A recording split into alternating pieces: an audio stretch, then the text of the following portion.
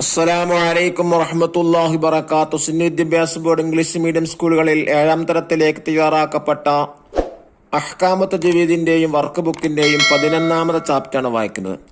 വഖീല മൻ റാഖ് എന്ന ഒരായത്തിലെ ഒരു ഭാഗമാണ് ഹെഡിങ് കൊടുത്തിട്ടുള്ളത്. ഇതിൽ പറയുന്നത് ഖുർആൻ പാരായണത്തിന് 4 അവസ്ഥകളാണുള്ളത്. 1 വഖഫ്, 2 വസ്ല്, 3 സഖ്ത്, 4 ഖത്അ.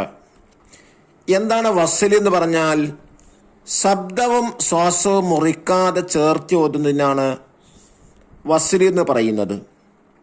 വഖഫ് എന്ന് പറഞ്ഞാൽ തുടർന്ന് ഓതണമെന്ന ഉദ്ദേശത്തോടെ ശ്വാസം അയച്ച് ഓത്ത് നിർത്തുന്നതിനാണ് വഖഫ് എന്ന് പറയാം. എന്നാൽ സഖ്ത് എന്ന് പറഞ്ഞാൽ ശ്വാസം അയക്കാതെ അല്പം അടങ്ങുന്നതിനാണ്. ഖത്അ എന്ന് പറഞ്ഞാൽ ഓത്തിൽ നിന്ന് വിരമിക്കുന്നതിനാണ് ഖത്അ എന്ന് പറയുന്നത്. ഇങ്ങനെ 4 അവസ്ഥകളാണ് ഖുർആൻ പാരായണത്തിലുള്ളത്.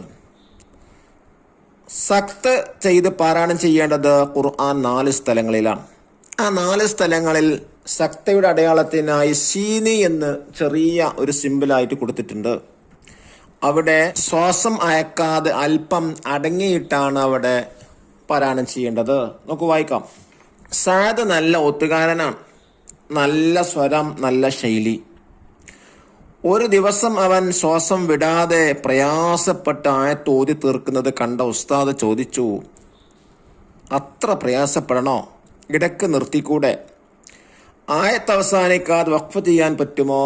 ഉസ്താദ്, ആയത്ത് അവസാനിച്ചാൽ വഖഫ് ചെയ്യാം. ആയത്തിന്റെ ഇടയിൽ അർത്ഥവും വാക്യവും പൂർത്തിയാക്കുന്നിടത്തും നിർത്താം.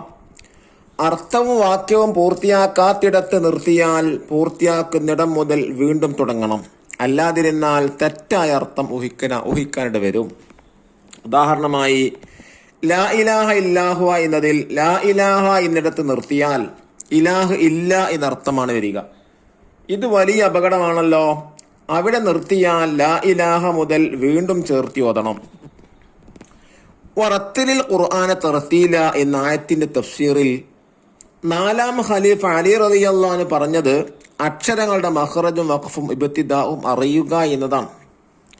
ഖുർആൻ പാരായണത്തിന് വഖഫ്, വസ്ല്, സഖ്ത്, ഖത്അ ഇങ്ങനെ 4 അവസ്ഥകളുണ്ട്. ശബ്ദവും ശ്വാസവും മുറിക്കാതെ ചേർത്തി ഓതുന്നതിന് വസ്ല് എന്നും, തുടർന്ന് ഓതണമെന്ന ഉദ്ദേശത്തോടെ ശ്വാസം അയച്ച് ഓത്ത് നിർത്തുന്നതിന് വഖഫ് എന്നും പറയുന്നു. ശ്വാസം അയക്കാതെ അല്പം അടങ്ങുന്നതിന് സഖ്ത് എന്നും, ഓത്തിൽ നിന്ന് വിരമിക്കുന്നതിന് ഖത്അ എന്നും പറയുന്നു.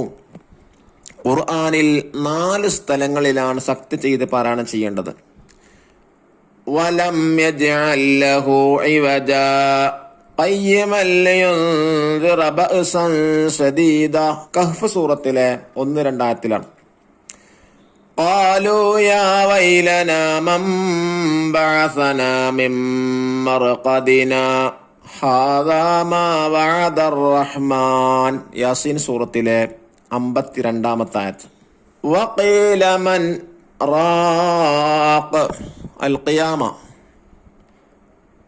കല്ലാ ബൽ റാന അലാ ഖുലൂബിഹിം മാ കാനൂ യക്സിബൂ.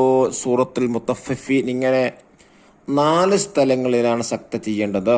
ദഫ്തർ താലിബ് നോക്കി ദിരിബാത്തുകൾ ചെയ്യുക. അൽ ഖിറാഅത്ത് വൽ ഹിഫ്ള് 1. നഖർ സൂറത്ത് നിസാ 195 മുതൽ 134 വരെ മഅ മുറാഅത്തി ഖവായിദ് തജ്വീദ് നിയമങ്ങൾ അനുസരിച്ച് പാരായണം ചെയ്യാം. 2 നഹ്ഫൽ സൂറത്ത് യാസീൻ 75 മുതൽ 78 വരെ, വാഖിഅ സൂറത്ത് 69 മുതൽ 73 വരെയുള്ള ഭാഗങ്ങൾ കാണാതെ പഠിക്കാം. അല്ലാഹു തആല തൗഫീഖ് നൽകട്ടെ. ഇനി നമുക്ക് തരീബാത്ത് വായിക്കാം. ഫസ്റ്റ് ആക്ടിവിറ്റി നക്തുബുൽ മാന, റൈറ്റ് ദിസ് മീനിങ്. വഖഫുൻ നിർത്തുക, സഖ്തുൻ അടങ്ങുക, വസ്ലുൻ ചേർത്തുക, ഖത്ഉൻ വിരമിക്കുക. സെക്കൻഡ് ആക്ടിവിറ്റി എന്താ? നുകമ്മിലു, ഫിൽ ഇൻ ദ ബ്ലാങ്ക്. 1 ഖുർആനിലെ ആയത്ത് അവസാനിച്ചാൽ വഖഫ് ചെയ്യാം.